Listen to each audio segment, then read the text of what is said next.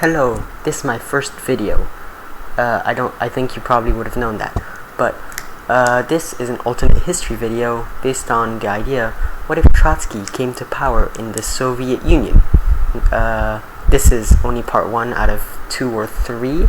I'm not sure how much I'm gonna do, probably 3, but I will see. By the way, this guy on the left is Trotsky. So, here's some context. It's very oversimplified, but it does the job.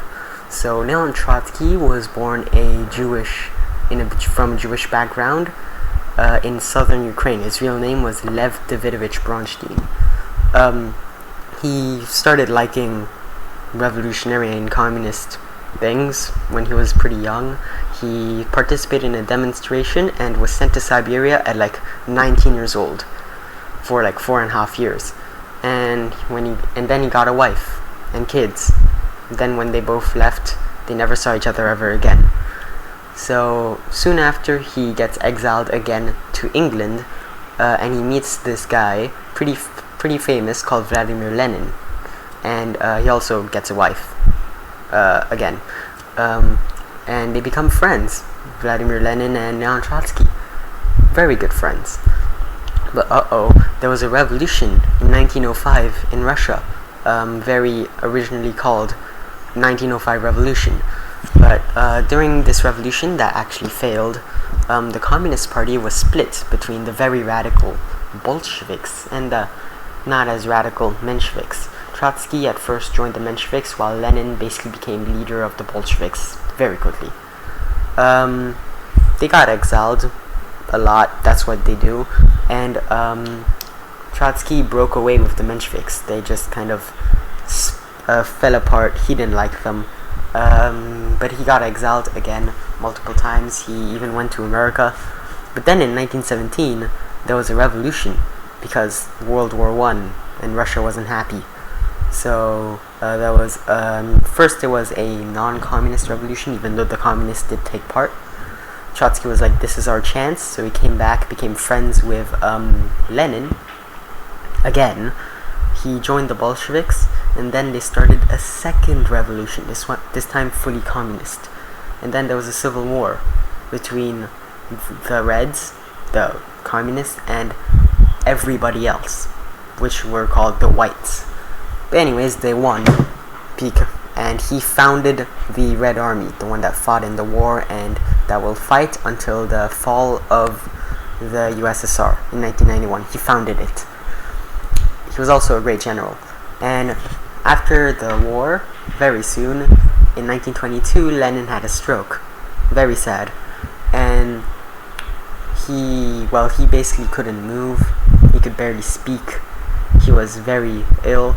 But when he got a bit better in 1923, he wrote a testament, a political one that said, "Please do not put Stalin in charge. He's very greedy and very bad and very evil. Please, he's just horrible. And also, I would choose Trotsky." And he gave it to his secretary, but she was working for Stalin, she gave it to Stalin, and he was like, "Oh, Trotsky, so that's who I gotta kill." So when Lenin died in 1924, Stalin basically discredited Trotsky enough that he basically had power. But Trotsky was still in the USSR. So in 1928, Stalin just exiled him. And after that point, Trotsky kind of just moved around the place, a few countries, in the end landing in Mexico, and in the meantime writing a bunch of books of why Stalin is absolutely horrible, like purges and things. I'll talk about that later. And in 1940 in Mexico, Trotsky was picked in the head by a pickaxe. It's pretty sad, but whatever, he's dead now. So what would happen if he became leader of the USSR? Big question. So let's say for this to happen, instead the secretary just didn't like Stalin, different opinion, and she gave it straight to Trotsky. So that would mean that he would be the chosen successor, which means he would be leading the USSR. Alright, good. So first let's talk about the industry, the economy. So Stalin had these things called 5-year plans, which were plans to be done in 5 years. Wow, big surprise. He had like 2 or 3 of them. Well, and so 15 years. But those things weren't very good. I mean, for the people. For the industry, it was absolutely amazing, because things industrialized super duper fast. But it came at the cost of everyone starving. Trotsky technically created a 5-year plan, but it wasn't similar to Stalin's one, because Stalin's one was just about doing industrialization.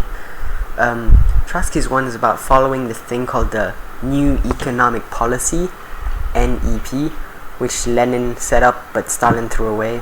So Trotsky's one would follow that, which is much more progressive and slow. But Trotsky would have a head start compared to Stalin. I'll tell you why here. So in the government, politically, Trotsky was very, very, very democratic. He was communist and democratic. Those two can mix together. Yeah, I know, incredible. And he was very supportive of the workers and the peasantry, doing everything democratically. And the state would, but there would still be a state to redistribute things. And unlike Stalin, who did many, many purges, Trotsky wouldn't do that because there's no point. It's going to be a democracy. You can't kill the people that you don't like, because that's not how democracies work. So that's good. And this actually the reason he would get a head start compared to Stalin with the industry, because Stalin for 5 years was busy murdering about people in his government, people in his party, people that just exist in the normally. And Trotsky wouldn't do this, so he'd have 4 years of extra industrialization time compared to Stalin.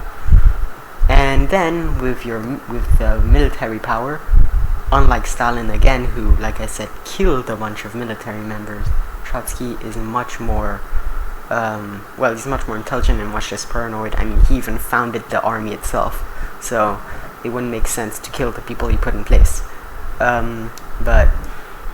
So he wouldn't kill army officers that were really good.